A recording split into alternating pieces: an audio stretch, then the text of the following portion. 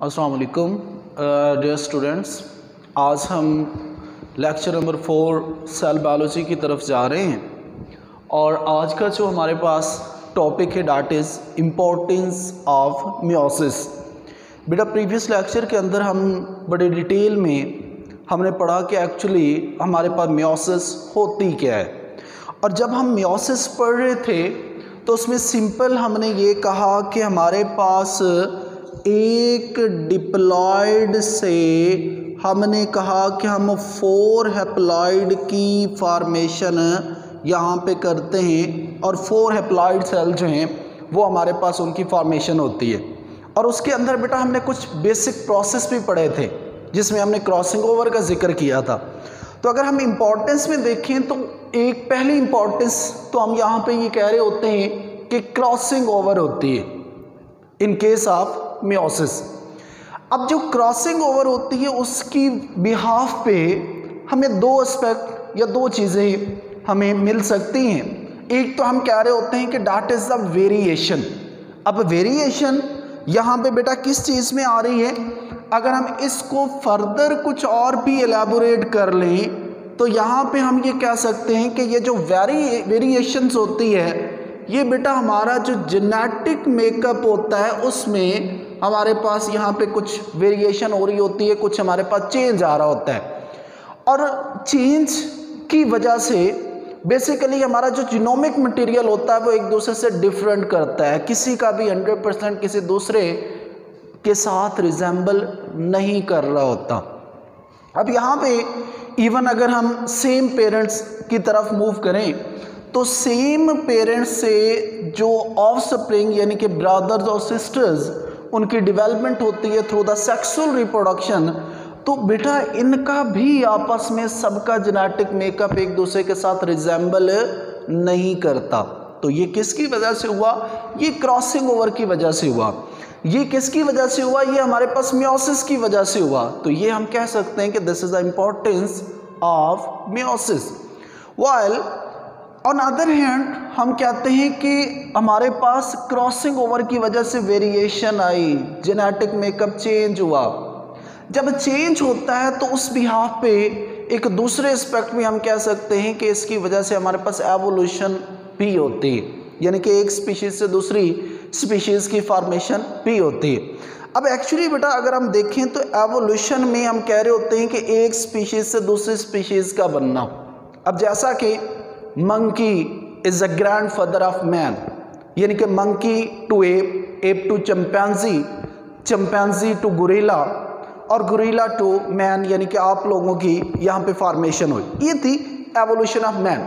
अब इसमें अगर देखा जाए तो इन सारे स्पीशीज़ का अगर हम जेनेटिक मेकअप बेटा कंपेयर करें तो वो एक दूसरे से वेरी करता है, एक दूसरे से चेंज है, एक दूसरे से डिफरेंट है। वो डिफरेंट क्यों है? उसके अंदर एक चीज़ जो हमारे पास यहाँ पे रिस्पॉन्सिबल है that is a crossing over. अब उसके बाद जो दूसरा बेसिक इंपॉर्टेंस हम कह रहे होते हैं मियोसिस की, वो हम ये कह रहे होते हैं कि होमोलोगस क्रोमोसोम की सेपरेशन। अब नॉर्मली जब मियोसिस होती है तो मियोसिस में बेटा हमने जिक्र किया था कि डिप्लॉयड से, यानी कि आपके पास 2n से फॉर्मेशन ऑफ n होनी, यानी कि डिप्लॉयड से हैप्लॉयड होने। अब उसमें जो होमोलोगस क्रोमोसोम की पेयरिंग हो रही होती है वो सेपरेट भी होती है। और यहाँ पे बेटा याद रखना कि वो जो सेपरेशन हो रही होती है वो रैंडम है, रैंडमली सेपरेट होता है, जिसकी वजह से जब रैंडमली होमोलोगस क्रोमोसोम एक दूसरे से सेपरेट होते हैं तो अल्टीमेटली हमारे पास जो वेरिएशन है उसके चांसेस और बढ़ जाते हैं। और अल्टीमेटली जब वो फ्यूजन उसकी होती है इनटू द गैमेट्स जब आपस में फ्यूज़ करते हैं और एक डिप्लॉयड ऑर्गेनिज्म बनता है तो उसमें डेफिनेटली हमारे पास बेटा वेरिएशन आ जाती है।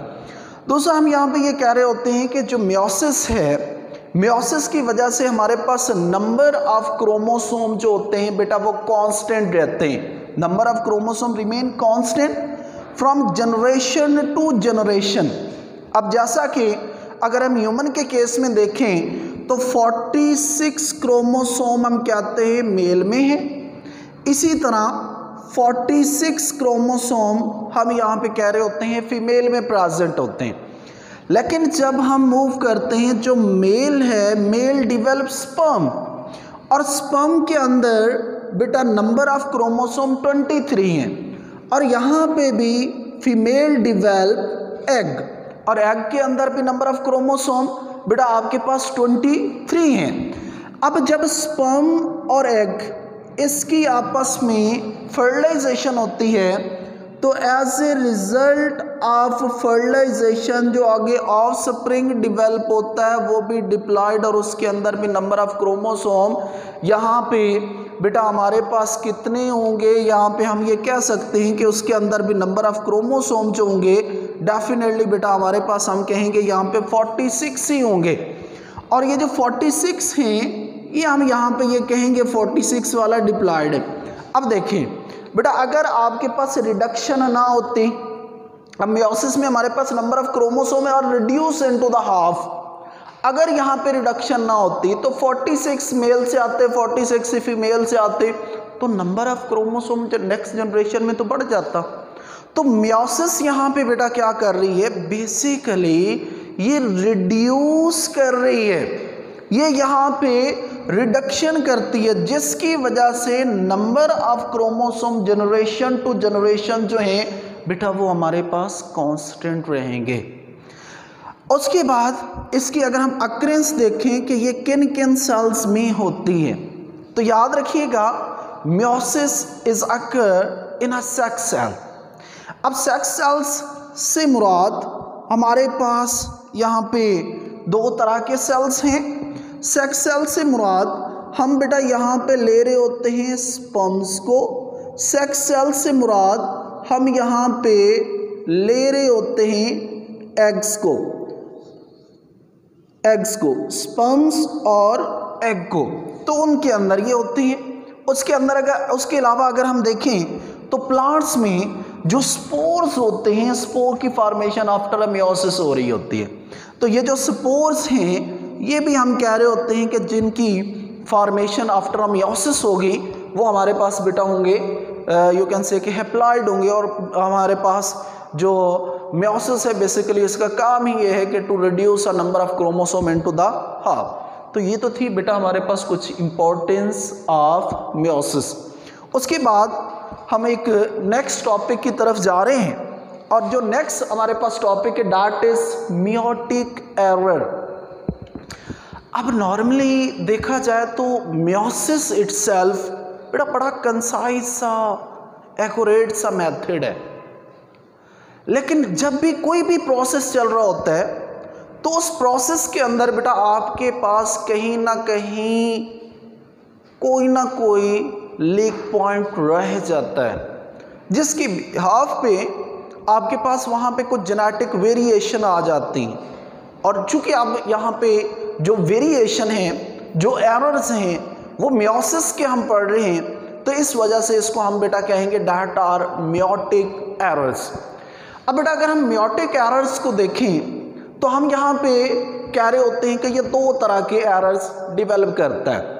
अब मियोटिक एरर्स को पढ़ने से पहले बेटा एक चीज़ याद रखिएगा, हमने ऑलरेडी कहा था कि ह्यूमन में नंबर ऑफ क्रोमोसोम्स वो बेटा हमने कहे थे 46 हैं। अब ये जो हमारे पास 46 क्रोमोसोम जो ह्यूमन में एक्सिस्ट करते हैं, इसके बेटा हम कह रहे होते हैं कि 23 पेयर्स हैं, 23 पेयर्स कह लें या फिर 46 क्रोमोसोम कह रहे हैं। अब बेटा ये जो 23 पेयर आए थे, इन पेयर्स को हम यहाँ पे दो कैटेगरीज के अंदर डिवाइड करते हैं। एक कैटेगरी को हम लोग कह रहे होते हैं ऑटोसोमल। अब ऑटोसोमल क्रोमोसोम्स वो वाले क्रोमोसोम्स होते हैं बेटा जो कि बॉडी स्ट्रक्चर की फॉर्मेशन में इन्वॉल्व होंगे।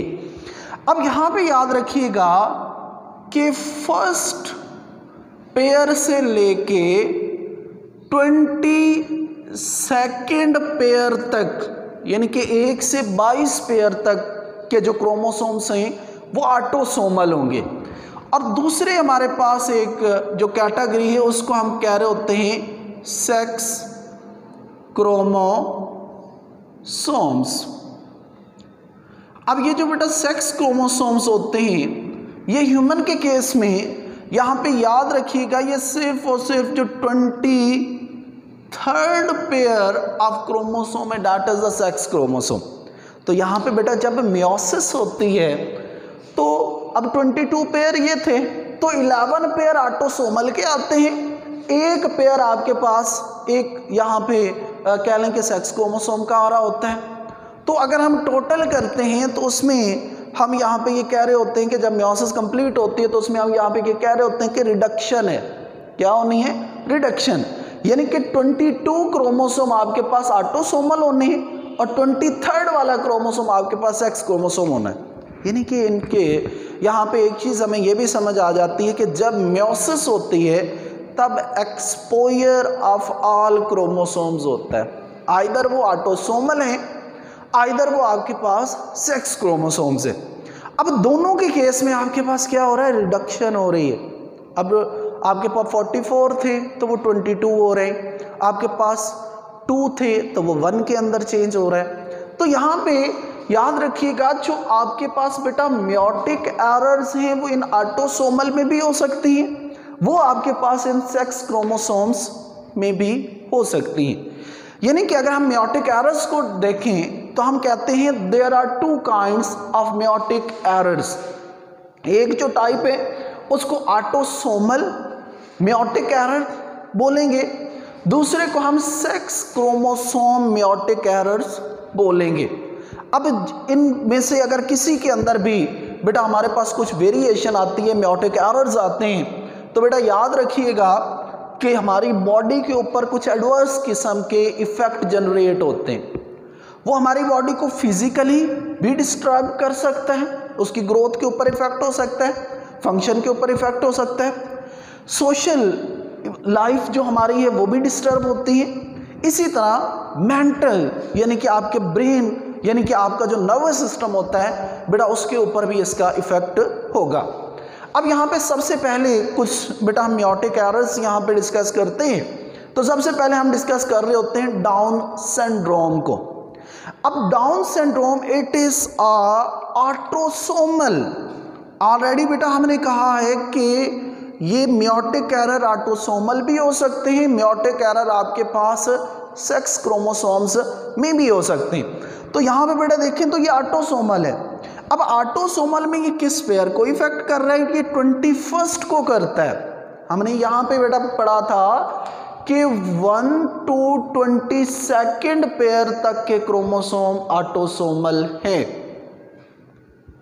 कहां से कहां तक? 1 to 22nd तक। अब ये 21st को कर रहा है, तो 21st इसी कैटेगरी में लाई करता है, इसी कैटेगरी में आता है। तो it mean down syndrome is autosomal disorder जो कि 21st क्रोमोसोम में वेरिएशन की वजह से होता है। अब इसमें बड़ा देखा जाए तो जब नॉन डिसजंक्शन होती है क्रोमोसोम की तो उसमें एडिशन ऑफ क्रोमोसोम भी हो सकता है और उसमें आपके पास डिलीशन ऑफ क्रोमोसोम भी हो सकता है। अब इसमें देखा जाए तो आपके पास सिंपली ये बेटा 2n होगा, यानी कि 2n से मुराद आपके पास 46 क्रोमोसोम गैमेट्स से आ जाएंगे और एक में आपके पास एडिशनल आ जाएगा। तो आपके पास टोटल कितने हो जाएंगे? 47। यानी कि इसमें और इसी तरह अगर हम देखें तो ये आपके पास एक नंबर ऑफ क्रोमोसोम जो 46 की बजाय एक एडिशनल अगर आ जाए ऑटोसोमल तो आपके पास 47 हो गया, यानी कि एक क्रोमोसोम बढ़ गया। जब आपके पास एक क्रोमोसोम बढ़ता है ऑटोसोमल, कौन सा? ऑटोसोमल।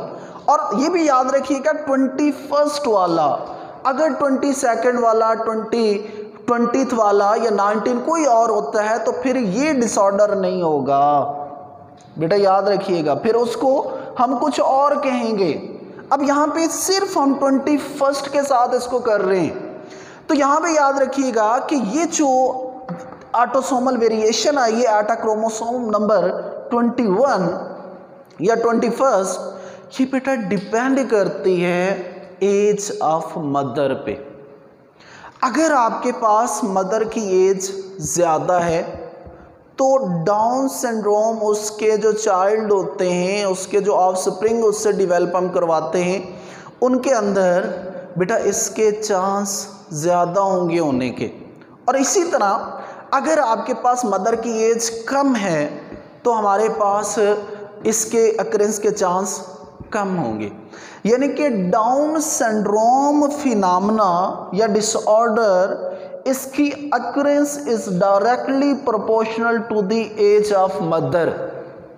जैसे मदर की एज बढ़ती है इसके चांसेस बेटा हमारे पास बढ़ते हैं। अब जैसा कि अगर आपके पास बेटा टीन एज मदर है तो उसके बच्चों में 1/1000 रेशियो है, कोई थाउजेंड्स में से एक आधा बच्चा डाउन सिंड्रोम से सफ़र कर रहा होगा।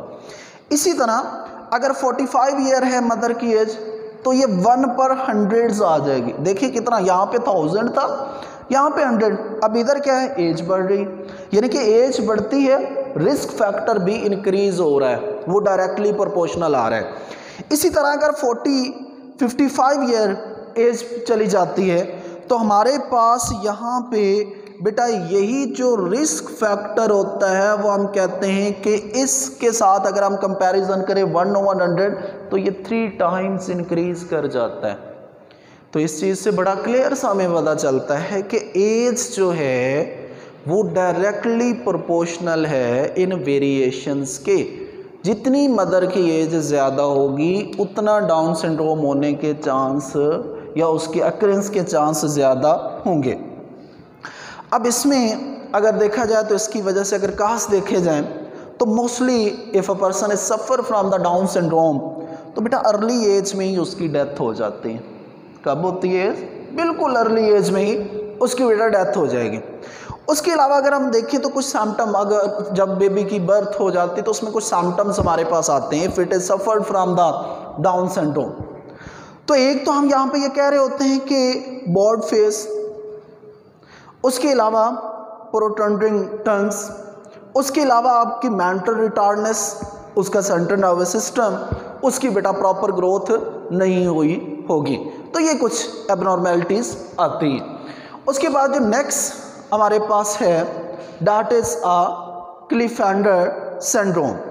अब बेटा यहाँ पे इसको अगर हम देखें, जो नेक्स्ट हमारे पास मियोटिक एरर है दैट इज़ अ क्लिफेंडर सिंड्रोम, तो ये बेसिकली ये आपके पास अगर देखा जाए तो क्लिफेंडर जो है ये ऑटोसोमल डिसऑर्डर नहीं है। जैसा कि डाउन सिंड्रोम क्या था, इट वाज ऑटोसोमल, लेकिन क्लिफेंडर जो है बेटा याद रखिएगा ये ऑटोसोमल नहीं है। बड़ी क्लियर सी बात है, ये जहन में बिठा लें कि क्लिफेंडर इज नॉट ऑटोसोमल। ऑटोसोमल नहीं है तो क्या है? तो हमने पहले ही बेटा यहाँ पे कह दिया था कि 2 वेरिएशन हो सकती, या ऑटोसोमल हो सकता है या सेक्स क्रोमोसोम हो सकता है। तो अब ये ऑटोसोमल नहीं है तो क्या होगा? सेक्स क्रोमोसोम के अंदर मियोटिक एरर है। अब इसमें देखा जाए तो हमारे पास नंबर ऑफ क्रोमोसोम जो है एक एडिशनल सेक्स क्रोमोसोम आते हैं। अब इसमें अब बेटा ऑलरेडी हमने कहा था कि 1 to 22 पेयर तक ऑटोसोमल है। अब 22 पेयर से मुराद अगर हम इन टोटल को कर लें तो हम कह सकते हैं कि 44 क्रोमोसोम्स वो बेटा हमारे पास क्या हैं? ऑटोसोमल हैं। 2 क्रोमोसोम्स हम कहते हैं कि वो सेक्स क्रोमोसोम हैं। टोटल करेंगे तो 46 हैं। तो अब इसमें बेटा क्या हो सकती है? मुख्तलिफ कंडीशन डेवलप हो सकती हैं। अब एक कंडीशन हमारे पास एक एडिशनल सेक्स क्रोमोसोम की जिसको हम 47 क्रोमोसोम कह रहे हैं। अब बेटा ये याद रखना कि ये चीज़ नॉर्मल होनी है इन सारी कैटेगरी में, यानी कि इसमें 44 ऑटोसोमल नॉर्मल होंगे। क्या होगा? 44 ऑटोसोमल बेटा नॉर्मल होंगे। अब प्लस क्या होगा? अगर एक गैमेट जो है उससे एक्स आता है, अब नॉर्मल तो ये होना चाहिए था, अगर एक गैमेट से एक्स आता है तो दूसरे गैमेट से भी एक्स आए, या फिर अगर एक गैमेट से एक्स आता है तो दूसरे से वाई आता, तो ये बन जाता है एक्स वाई, ये बन जाता है एक्स एक्स। और जहाँ पे भी आपके पास ये रेशियो डेवलप होती है, एक्स क्रोमोसोम आता है तो वो फीमेल होती है, जहाँ पे भी ये आता है क्रोमोसोम एक्स वाई तो ये आपके पास मेल डेवलप होता है। ये तो होना था नॉर्मल। अब क्या होता है कि यहाँ पे नॉर्मली क्या होता है, in this phenomena in Klinefelter syndrome, अगर एक गैमेट में एक्स क्रोमोसोम है तो दूसरे में नॉन डिसजंक्शन हुई। ये हालांकि क्या होना चाहिए था, इन दोनों को सेपरेट होना चाहिए था, यानी कि अगर ये एक्स वाई क्रोमोसोम ये आपके पास पोज ये पेरेंट में है, तो जब गैमेट्स बेटा बनने थे, दो गैमेट्स बनने थे, यहाँ पे एक तो एक्स क्रोमोसोम वाला और दूसरा गैमेट आपके पास पॉसिबल बनना था वाई क्रोमोसोम वाला, इनकी बेटा होनी थी सेपरेशन। अब क्या होता है कि यहाँ सेपरेट होने की बजाय ये इकट्ठे एक्सपोज रह जाए, तो ये नॉन डिसजंक्शन बेटा होगी, क्रोमोसोमल नॉन डिसजंक्शन। अब क्या था 44 तो ये 2 ये 46। अब यहाँ पे क्या एक एडिशनल आ गया, अब इन दोनों में से एक होना चाहिए था लेकिन ये दो आ गए, तो इस कंडीशन में हमारे पास नंबर ऑफ क्रोमोसोम जो है 47 हो गए, मोर देन नॉर्मल। अब जिसमें 47 है मोर देन नॉर्मल है तो वो बेटा नॉर्मल पर्सन नहीं होगा। इसी तरह एक दूसरी कंडीशन में 48 हो सकते हैं। अब इसमें अब एक पेयर का भी आपके पास क्या है, वो भी सेपरेट नहीं होता, वो भी सेपरेट नहीं होता, ये दोनों फ्यूज कर जाते हैं, 48 हो जाते हैं। अब इसी तरह समटाइम एक कंडीशन ये भी डेवलप करती है जिसमें नंबर ऑफ क्रोमोसोम जो है वो 49 की तरफ चले जाते हैं।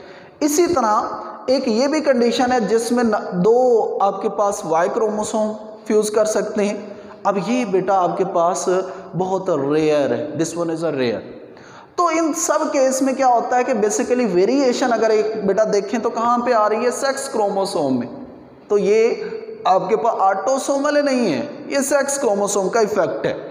अब इसमें अगर आप कुछ इनकी सिम्टम्स देखें, if a person is suffer from the Klinefelter syndrome, तो एक तो बेटा ये वो फिनोटिपिकली मेल होगा बट उसका जो ब्रेस्ट साइज होगा वो बेसिकली इनलार्ज होगा, इनलार्ज ब्रेस्ट साइज।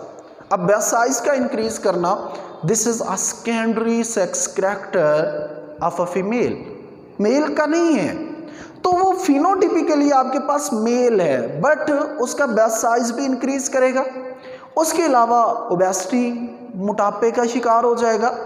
उसकी टेस्टिस का साइज बेटा बिल्कुल स्मॉल होगा। उसके अलावा उसके अंदर किसी भी किस्म की कोई स्पर्म प्रोडक्शन नहीं होगी। तो ये तो हम बात कर रहे थे विद रेफरेंस टू क्लिफेंडर सिंड्रोम।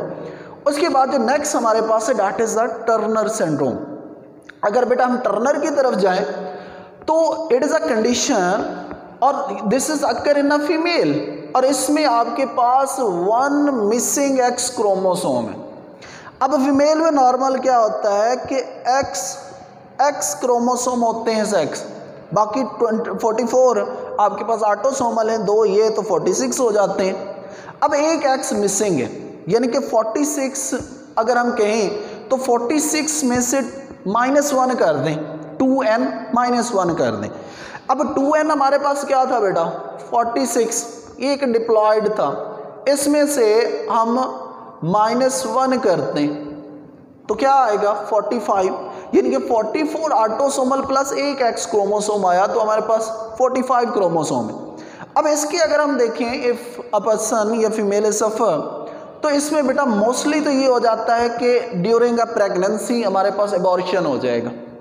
अगर एबॉर्शन नहीं होता तो जो हमारा बेबी जिसकी बर्थ होती है तो वो बेटा फीमेल अपीयरेंस होगी, उसकी फीमेल की तरह में नज़र आएगा। उसकी नेक जो है वो वेब्ड होगी, वो ऐसे अंदर की तरफ दंसी हुई होगी। अब नॉर्मल देखते हैं तो एक पर्सन की ये जो नेक है वो आपके ये जो शोल्डर से है बेटा क्वाइट थोड़ी सी ऊपर है, यहाँ पे गैप है जिसकी वजह से इजली आप रोटेशन करवा सकते हैं। अब उसकी नेक थोड़ी सी अंदर दंसी होगी, वेब्ड होगी। उसके अलावा उसके अंदर किसी भी किस्म की कोई ओवरीज नहीं होंगी, कोई ओवरीज नहीं है। उसके अलावा किसी भी किस्म का कोई जर्म सेल नहीं होंगे, बिकॉज उसमें बेटा कोई जर्म लेयर ही नहीं होगी। अब जर्म्स लेयर वो लेयर होती है जिससे जर्म सेल्स ने बनना होता है, जब वो लेयर ही नहीं है, ओवरी में बेसिकली बनना है, तो इट मीन हमारे पास किसी भी किस्म का कोई जर्म सेल की प्रोडक्शन नहीं होगी। This is all about meiotic errors and importance of meiosis. Thank you.